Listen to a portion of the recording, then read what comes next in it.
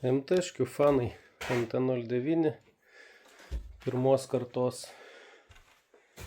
Reikės pašamanint kažką, nieko čia ypatingo pasi nėra labai. Krapavičiaus išmetimas pilnas, be DB killerio.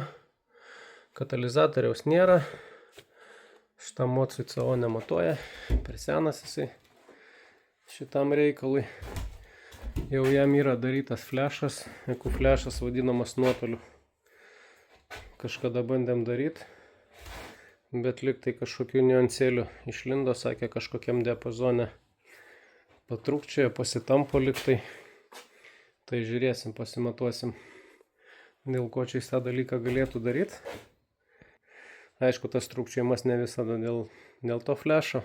Gali įtakos turėti, gali būti ir žvakės, ir purkštukai ten, ir kūros lėgiai, visi kiti tie reikalai. Tai pabandysim pamatuoti ir bus matyt.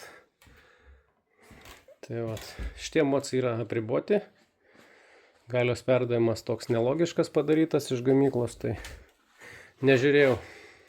Atsimenu, kokias ten opcijas darėm, bet lambda zondas turi būti išjungtas, tada diesel cutas, top speed limiteris va šitą mocą yra. Dar ten šiokių tokių niuansėlių apribojimų ir taip toliau. Tai vat, žiūrėsim, ką iš čia parodys.